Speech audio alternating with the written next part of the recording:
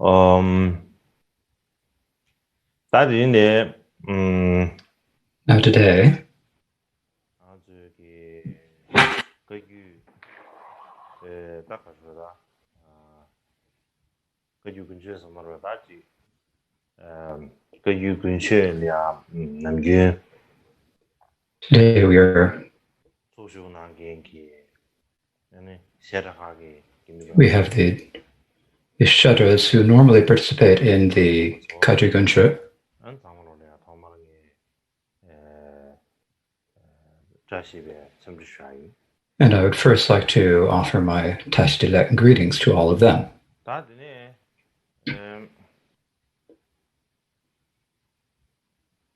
다리, So today here, because of the epidemic, we have not been able to hold the Gunshu. However, the Surmang Shudder, which was supposed to organize the Gunshu, and Kadri Garo Rinpoche have asked me to hold this just so that we don't entirely miss the event. And so we have arranged this program for the teaching on the four dharmas of Gampopa. So the four dharmas of Gampopa are known not only in the Kagyu tradition, but also in all of the Tibetan traditions. In many of the instructions of the Sakya, Gilu, Kagyu, and Nyingma traditions, there are the four dharmas are mentioned there. Now, within the collected works of Gampo that we have now,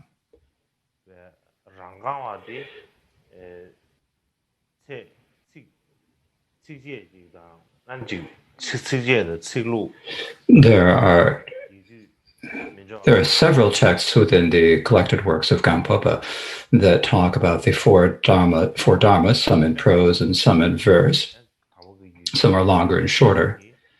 And the Drukpa Kagyu master Kunchin Pema Karpo identified the text called the Teaching on the Path of the Three Individuals, the Supreme Garment of the Path, that has 12 and a half stanzas as being like the root text of the four dharmas. However, but within this root text, if you look at what it actually explicitly says, it says in it has these words. It says for each of the for actually the long teachings on the four dharmas, it says practice it within view, meditation, and conduct. And so, in other words, it mentions the four dharmas in each of them, but it doesn't actually identify them all clearly, and it doesn't give much explanation of them.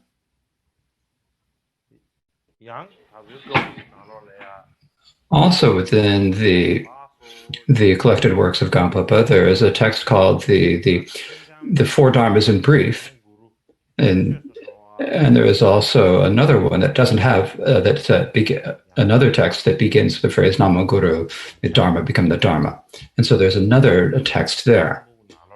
So within the collected works of Gampopa,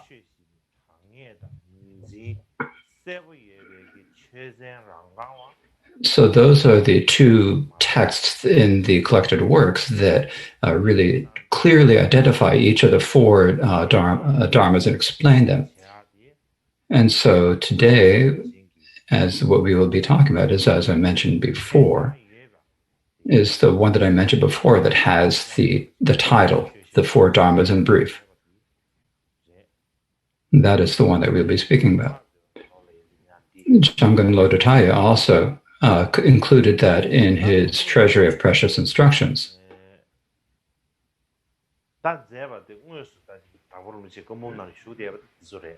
So those are the ones that were actually written by Gampopa that are in his collected works. In addition, Jay Gomsler wrote a commentary on the one that I mentioned before that is in 12 and a half stanzas. And also another direct disciple of Gampopa named Laya also wrote root texts on the four dharmas and a summary of them. And there's also one by the Palmadruba. And so there are many complete commentaries on these.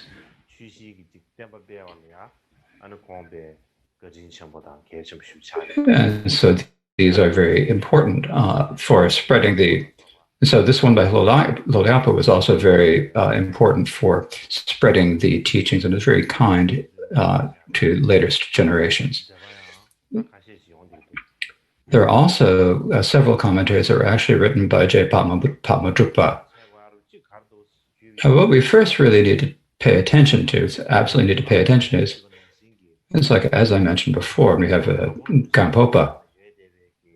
There are the text in the texts that are actually written directly by Gampopa in his collected work, and also the commentaries written by his direct disciples. So that the four dharmas is written by them, and then also there is the text that we normally write. They're a little bit different. There's some differences in the actual words in these four dharmas. For example, later, generally in later times, the first of the four dharmas is in later times generally known as "May my mind become the dharma." But in the old texts, what it says is "May the dharma become the dharma." It doesn't say "May my mind become the dharma." It says "May the dharma become the dharma." And there basically isn't any that says "May my mind become the dharma." And so Kame Kenshin Rinchen Darje wrote a short commentary on the four dharmas, and within that, what he said is, so at the time of the fifth Karmapa Deshin Shepa, it changed. So that is what Kame Kenshin says.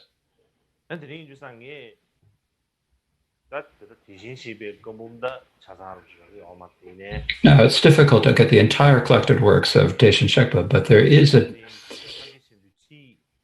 there are instructions on Mahamudra by a direct student of Deshin Shekpa named Mase Tokten, and this is in the Treasure of Precious Instructions. And this, it says, "May my mind become the Dharma." And so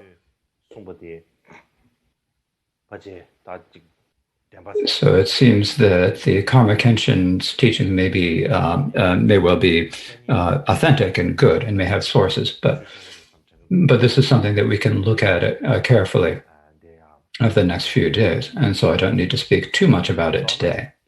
So in brief, when we talk about the four dharmas of Gampopa, or you can also call it the four striking the points.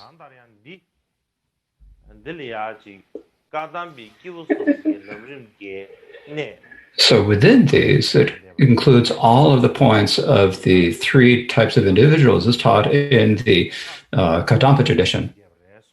And it also summarizes all the main points of the Kaju, of the union of the Kaju, of the Mahamudra and Kadampa traditions. So in general, it includes all the teachings of the main points of the sutras and the Tantra traditions. This is like a summary of all of these traditions. And so for that reason, so being students of the or followers of the Dapa Rinpoche, it is really important for us to know the main points of these 4 points. It's something that we absolutely have to know. So I'd like to take this opportunity to teach these. I think it's good for me to take this opportunity to teach the 4 dharmas of Gampopa. But first of all,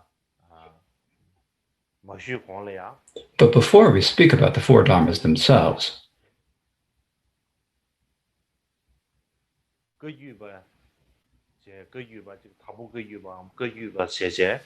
we usually call ourselves Kajupas or Dakwa Kaju. We say this, but what is Kaju? And if we say, please explain it, I think a lot of people wouldn't be able to explain it. For example, and if you say, why are you a Kaju? And if you ask someone that, there's someone who would probably say, oh, my parents had faith in the Kajus.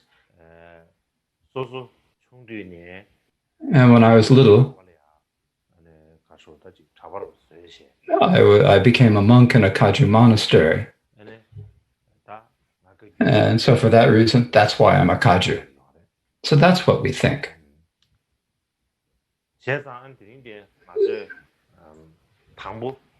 So, first of all,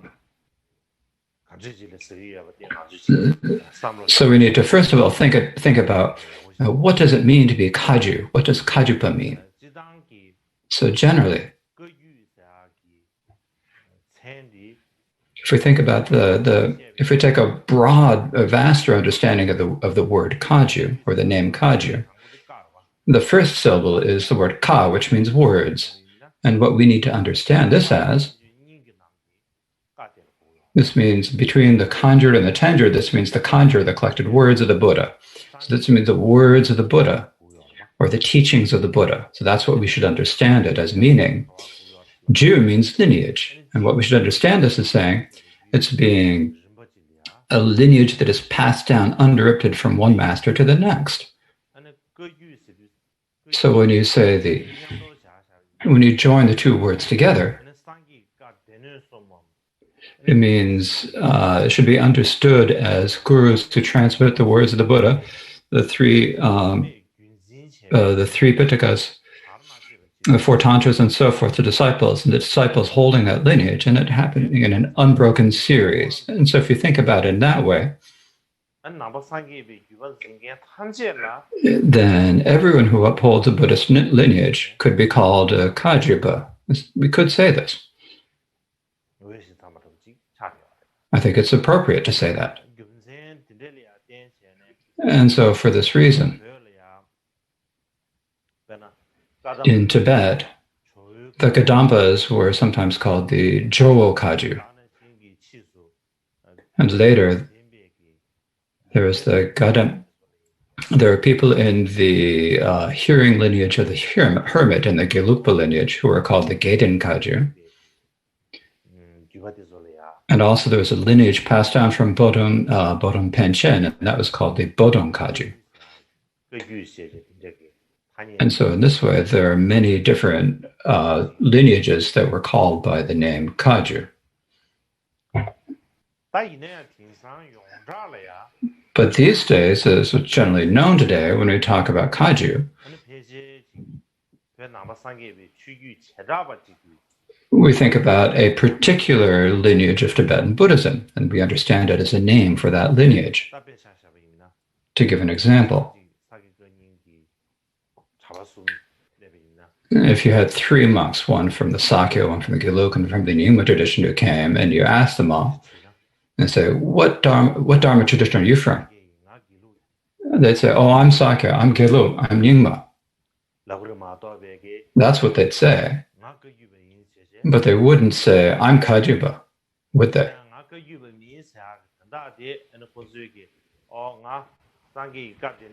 But when they're saying, I'm not Kajupa, it means if it's saying, I'm not someone who's holding the lineage of the Buddha's teachings, that's not what they're saying. It's what that's not what they're saying. What they're thinking is that the Kaju means the name of a particular Dharma lineage, and I'm not part of that lineage. So that's what they're saying.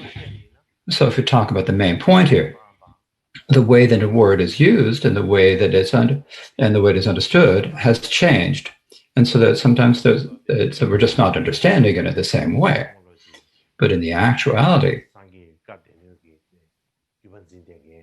in terms of being people who uphold the teachings of the tradition of the words of the Buddhas, there is no difference at all. So if we understand it, that is important. That's good.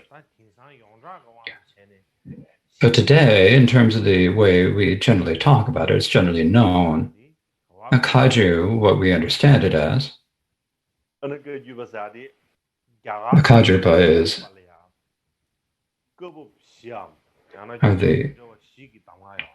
this means the instructions passed down from or the tradition of the instructions passed down from Tilopa, the four transmissions or the different instructions from different traditions. He passed them to Naropa, and he heard all the instructions.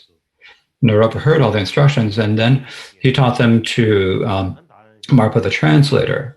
Marpa the translator then brought them to Tibet, and he established these teachings by teaching, listening, and meditation. And then there's passed this down to Milarepa and so forth. And so there's been an unbroken lineage of masters and disciples from them, and that is what we call the Kagyu. So I mentioned the 4 oral transmissions, right? So when I talk about the 4 oral traditions, there are different ways that they're explained within the Kagyu tradition itself. But today I won't speak about that at length. I think it's better not to speak about that first. In any case, all 4 of these 4 traditions are lineages that originate from the Buddha Vajradhara. And so I think that they all come from the words of the Buddha. So they all are considered the words of the Buddha. So if we think about it on a larger level, it's towards the words of the Buddha. And if we think about it here in this context, and if we think about it in a more limited sense, as I'm talking, if we think about it in terms of tradition coming from Vajradhara, because they all come from the lineage of Vajradhara, so that there's no contradiction between that and my previous explanation about the meaning of the word ka, or words of the Buddha. Now, in the Drukpa tradition, when they talk about the Kagyu, they call it the Karju. They spell it differently. It's Karju, not Kagyu. But within the Kagyu, most Kagyu traditions and in other traditions, the spelling that we usually use, the Kagyu, is the more commonly used. So in brief,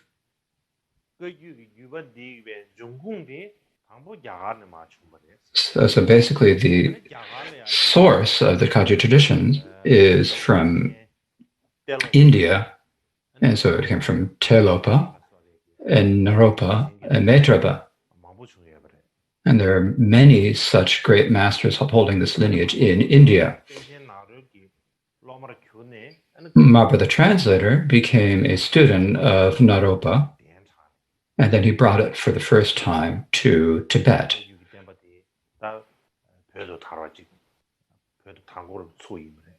And so that's where the Kagyu teachings first were brought to Tibet.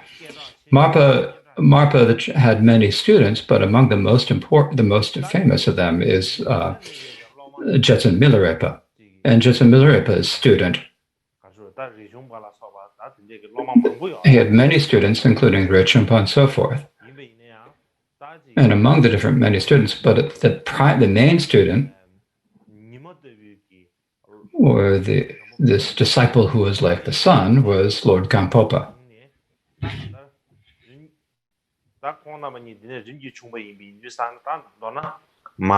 And so it passed down from them. So because it passed down from these 3, so all these three, Marpa, Milarepa, and Gampopa, were called the 3 Kagyu forefathers.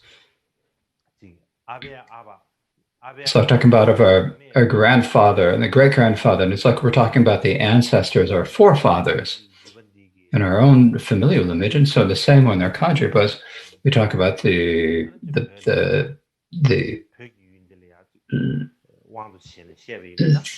foundation of the teaching in terms of Tibet would be these 3, Marpa, Milarepa, and Gampopa. And among these 3, Lord Gampopa it was special among them. He's like the founder of the Dakpo Kagyu lineage.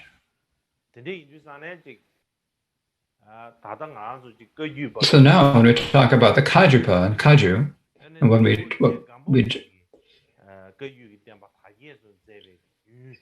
it means that like the lineage of the teachings, of the Kagyu teachings that was spread by Lord Gampopa. And so for Gampopa had many different names.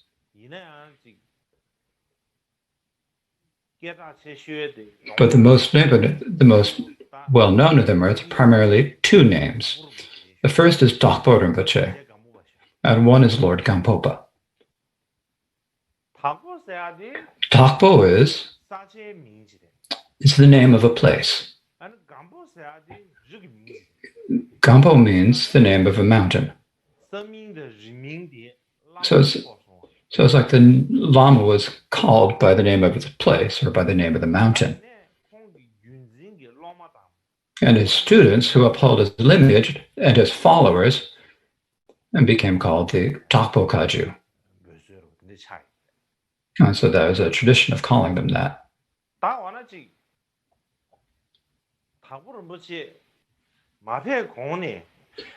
Of course, before Gampopa, before he was even born, there was, of course, a Kaju lineage, wasn't there? There was the Marpa and Milarepa and so forth had already appeared. But later, the Kajubas were primarily called the Tokpo Kaju. That's what they're called, but they're not called the Marpa Kaju or the Mila Kaju. The tradition of calling them that has not really spread. And so what's the reason for this? So generally, when we talk about the Tokpo Kaju, the root of it or the source of it is, of course, comes down to Marpa and Milarepa. However, but Lord Gampopa, in addition to having the pith instructions passed down from Marpa and Milarepa, Gampopa, there were also the instruction of a well-known Tibetan lineage called the Kadampa lineage. And so there's he also practiced the tradition of the three paths of the individual in the Kadampa tradition. And he also had all of the instructions on means of liberation from the Mahamudra tradition of Milarepa and the traditions of the three individuals from the Kadampa tradition. He turned out and he used these in union to guide tradition. And in terms of establishing a regime and way of doing things, and so because of his activity, he was able to bring a even greater power to spread the teachings of the Kaju tradition. And so for that reason, in Tibet, we call it the Tokpo Kaju, and that became the most well-known name for the lineage. When we talk about the Tokpo Kaju, it's like an overall name for all of the Kaju lineages. And so that is how that occurred. When we say Kajupa, we normally immediately understand it as the Tokpo Kaju.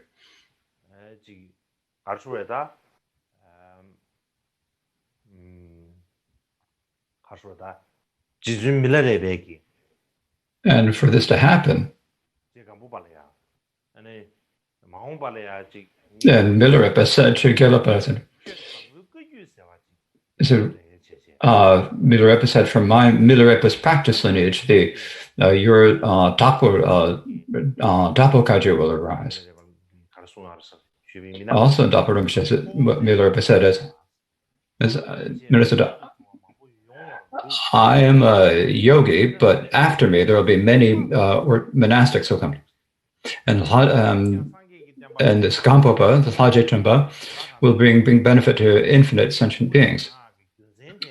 So he also did great things for the Buddha's teachings, and so he praised the teaching, praised Gampopa very broadly.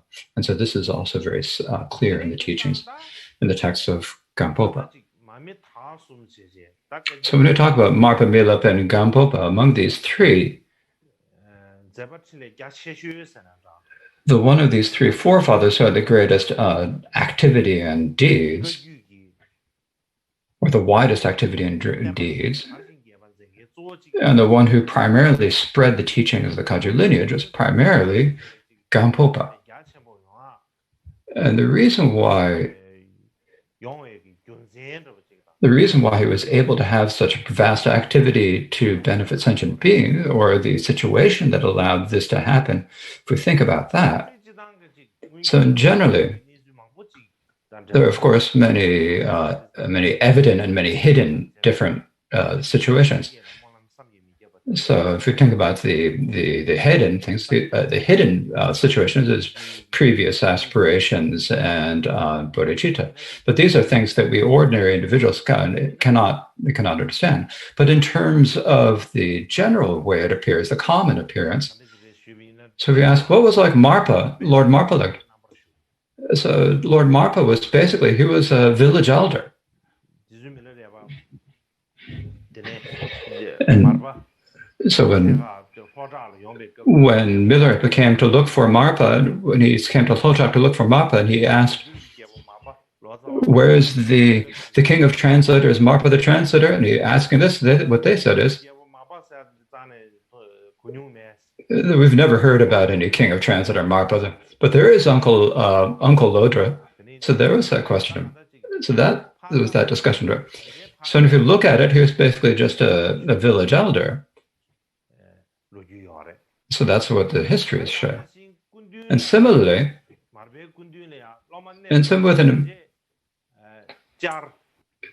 there were a few students who came to him, such as Milarepa. Milarepa came from Lhasa down to Lhotro. And when he arrived on Lhotro, he gave him the 5th instructions of the secret mantra liberation and ripening, but he didn't start a monastery or start a regime or a system for starting a monastery. Then there's nothing like that in the histories. Likewise, when you talk about the 9-story tower, the Sekar, so these were basically just his own private residence. It was not called by the name of a monastic seat. Calling it a seat occurred later. So calling so at that time it was just his own, it was Marpa's own private residence. It was not called a seat. And Lord Marpa was even more carefree than that. Even had even less to do. He would go from mountain to mountain and stay in the mountains. He spent 42 years in the mountains, it is said. In any case, he stayed in no fixed location, and he went from one to the other. And when he left to someplace, the students, there was a few students, receptive students who took to him. He didn't stay in a single place and gather a retinue of students. He didn't do that sort of activity. Not only did he not do that, if like a sort of establishing a monastery or a basis and gathering students like that, it's not something he liked. Likewise, Milarepa, after he left someplace, he would say, Milarepa went here, and if you go look at them, they're just like empty caves, empty mountains, empty valleys. There's not even a house that you can point to. But later, in later times, they did build monasteries or their monuments in this place, but that only occurred later. At that time, while Milarepa was alive, that did not occur. Now, Gampopa himself,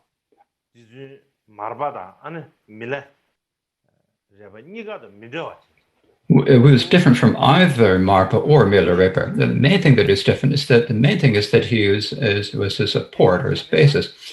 The two, Marpa and Milarepa, were both lay people. But Gampopa was monastic, and because he was a monastic, when he was in his 20s, he went forth and entered monastic discipline, and not only that, at that time, he went to the region of Pemba and U, where there's a great emphasis on pure monastic discipline, and became entered a Kadamba monastery. And so within these Kadamba monasteries, he lived there, and he studied many Kadampa instructions.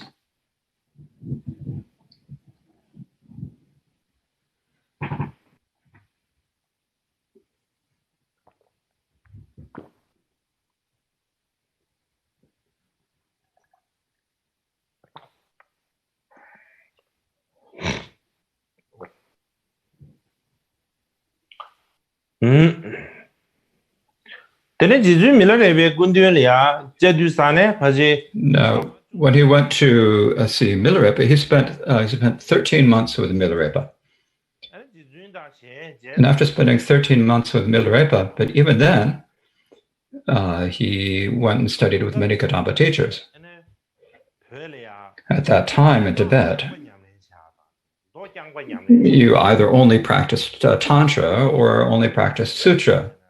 So that was the very widespread custom in Tibet at that time. But Gampopa practiced the Sutra and Tantra in union.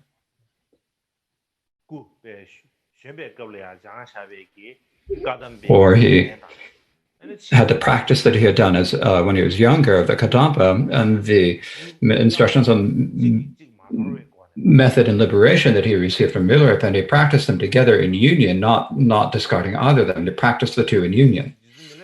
So later, Lord Milarepa, as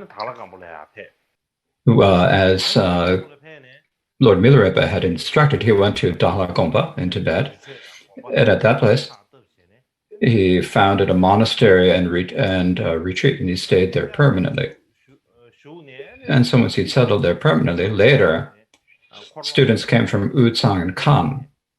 So he gathered many students from these regions. And when they gathered there, when he taught these students, the way he gave the instructions is that for the common, or in his Dharma talks, he primarily talked about the paths of the three types of individuals from the Kadampa tradition.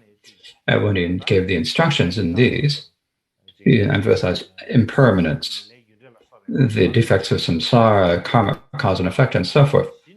And then once you had really trained your being, then only then he gave the teachings on the Tantra and the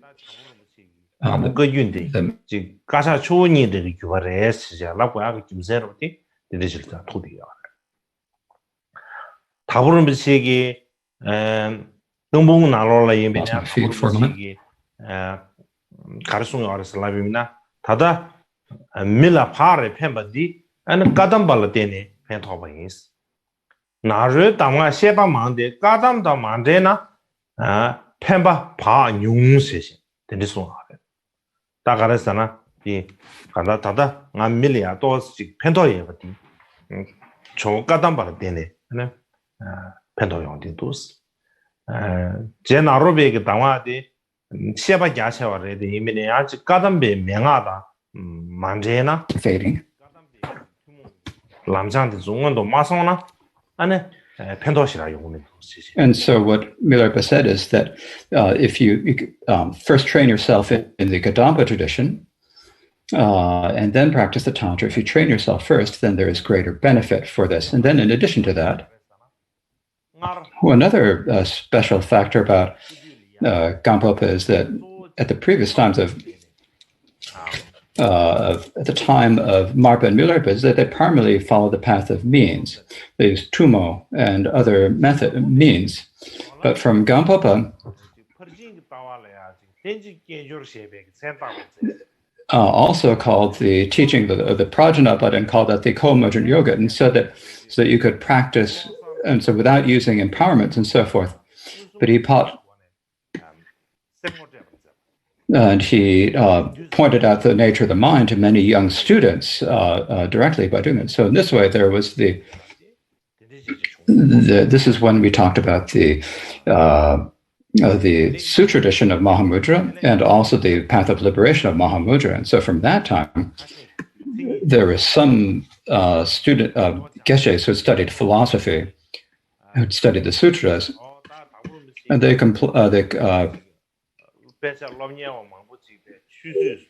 and he said we've had many students who had studied philosophy, and Gampopa has wasted them.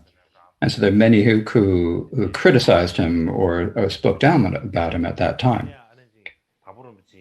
And what Gampopa said about that is he said, some philosopher Geshe said, Gampopa has let many bright students go to waste.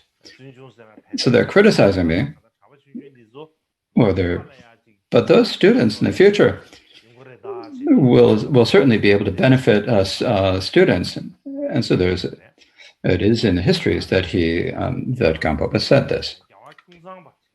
There was also a Gyalo Kyun Sampa. Gyalo Kyun Sampa was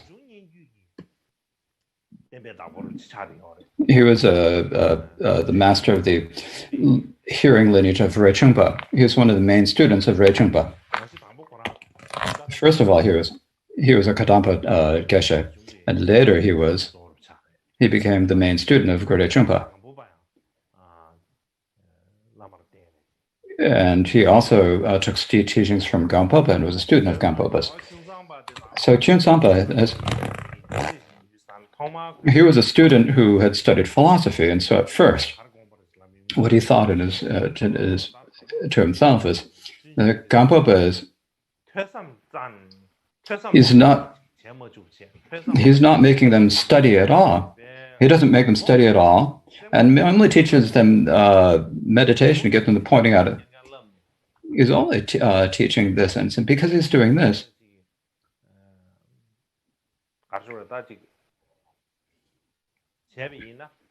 and if you're doing that, it's a bit. I wonder if they're ever going to develop any qualities. I don't know if they're going to learn anything from them. Are they going to improve at all? And so he had this sort of doubt. I would have that sort of doubt. So one day, then the day he had that thought, and then that night, he had a dream. He had a very particular dream. And so the dream was that there's the Dahala Kampo mountain.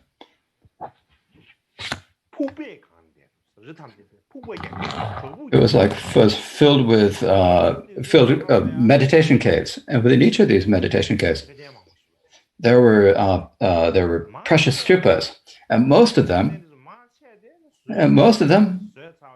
were finished work. A really beautiful, high quality.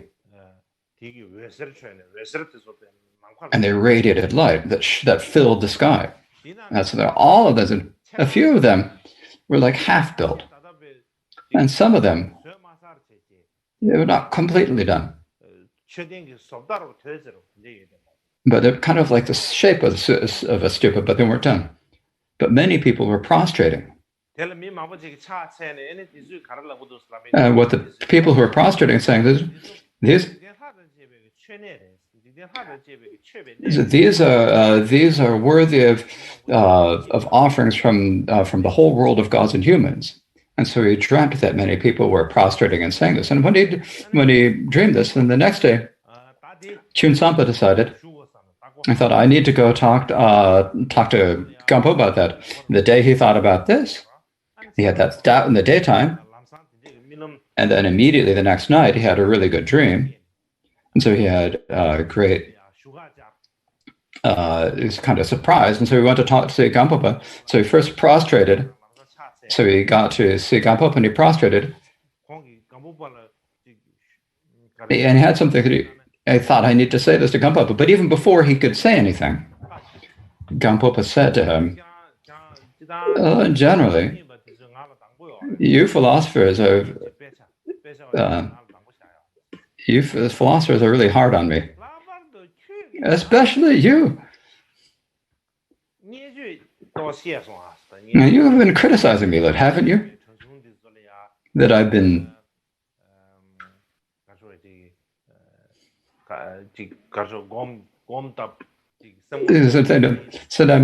why am I giving them meditation instructions from the beginning? Why am I doing it? You're criticizing me about this. Why? But in your dream, but it's exactly as it was in your dream.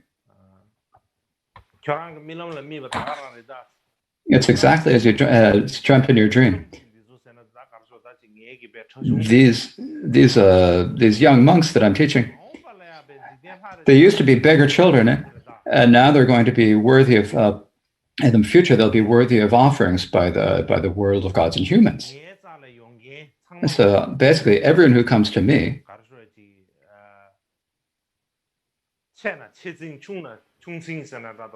so whether they're everyone, no matter where they're from or where they're from, not caring about what level of society they're from, but whatever they want, I make it so that they can accomplish what they want to do. Some people come to me. Some people say that I'm someone who's destroying the teachings, but you think about who is the teaching, the master of the teachings, who is benefiting the teachings? Who is benefiting sentient beings? If you look at who's doing that, in the future, it'll be very clear. So it's recorded in the histories that he said this.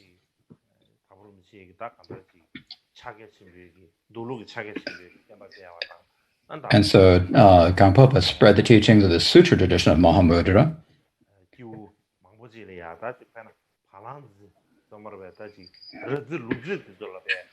And he would teach everybody. He'd even teach the cowherds and the shepherds. To even teach people who had no education, give them educations, point out the nature of the mind. And they did develop realization. There's many stories about that. And also he taught many uneducated women as well. Yeah, and so it's because of the previous bodhicitta and aspirations of Buddha, because of the power of his blessings, he had a really particular way of pointing out the nature of the mind. Because he had the particular way of pointing out the nature of the mind, he was able to teach sentient beings, regardless of their age, regardless of their level of education. When he gave them the pointing out instructions of Mahamudra, they recognized the nature of their mind. So that is one particular special quality of Gampopa. Similarly, as everyone knows,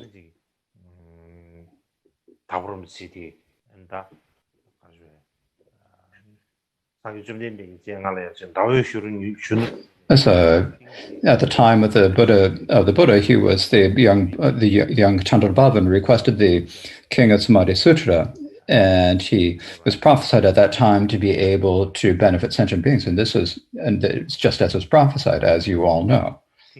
And so in this way, Gampopa Rinpoche,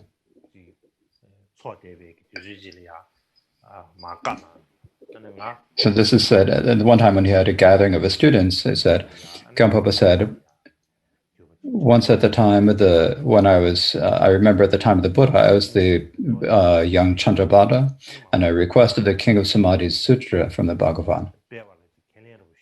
And I made the commitment that I would in the future spread the teachings of the Sutra. And as the Buddha prophesied that I would spread the teachings, and in the same way, I've now brought you to the Samadhi of Mahamudra, and I have performed a great deed for the benefit of the Buddha's teachings. Similarly, in Shangsalpa's teachings, it says, Jesus said that in general, the secret mantra is the path of blessings. It is the lineage of Naropa. It's also lineage of Naropa. Is particular.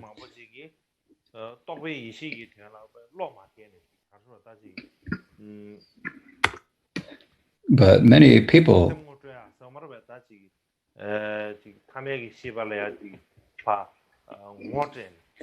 when it's pointed out the ordinary mind, the nature of the mind, but they don't have confidence, they don't feel comfortable with it. They look for many different instructions of the sutras and tantras and learn these different pith instructions and do many different hurried things, but it's difficult for them to recognize the nature of their mind. But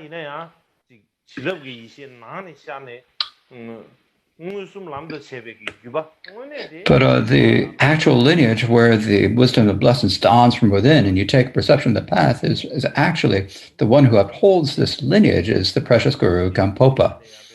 So it is certain that he said that at this time that he must have been a nirmanakaya of the Buddha or an emanation of the Buddha in this degenerate time. And so Shangsalpa praised the Gampopa in this way.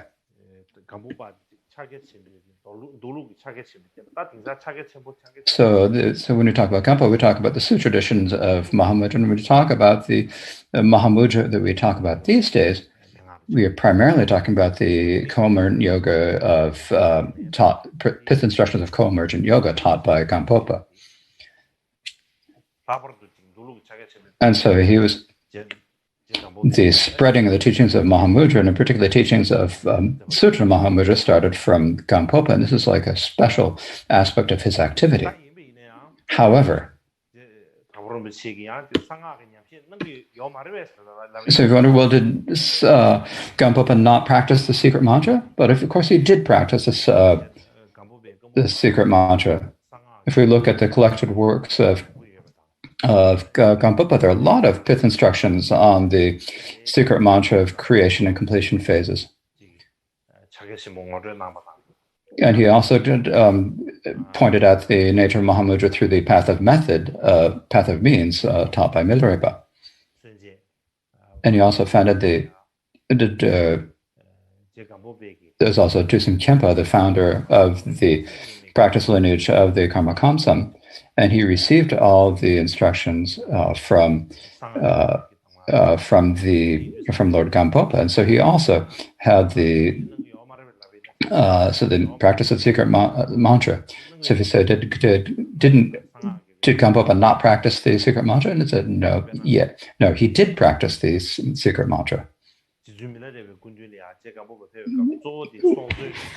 When Gampopa went to Milarepa, he primarily practiced. He spent a year practicing on Tummo.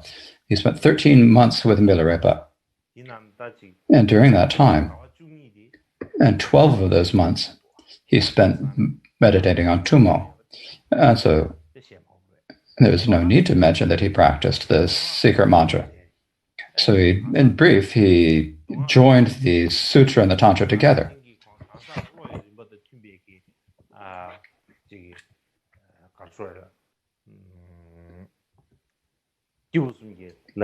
And he also joined that with the teachings of in accord with the level of the disciples, with the teaching of the three paths, and he taught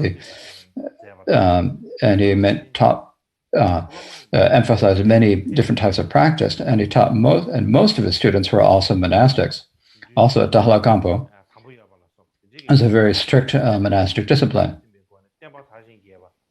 So, in terms of the general teaching, general traditions, he spread the teachings, and so he had activity that was different than most others.